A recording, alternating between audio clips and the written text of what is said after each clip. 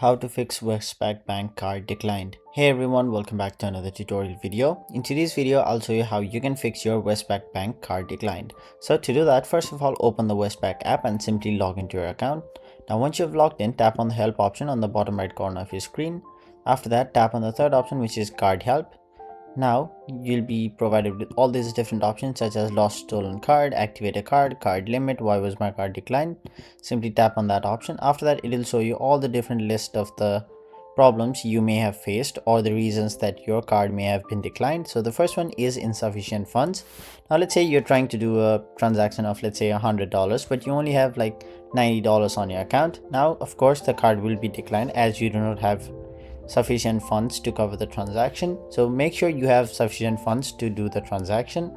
The second may be your card limit reached. Let's say you have a limit of $1,000 on your card per day and you've already spent the $1,000. Now even if you try to do a $10 transaction, it will not go through as your daily limit has already been reached. Now to fix this, you can simply increase your daily limit or simply try using the card the next day. After that, the problem may be you are entering the incorrect PIN while doing the transaction. Simply check your PIN and reset if you have to. The fourth one may be suspicious activity.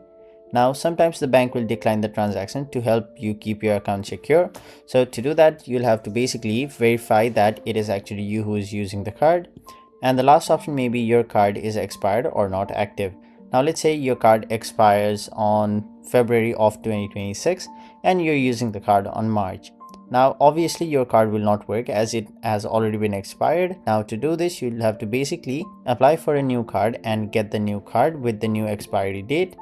Doing this, your card decline problem will definitely be solved, and if it still persists, simply contact support. You can call this number or simply chat with them and fix your problem.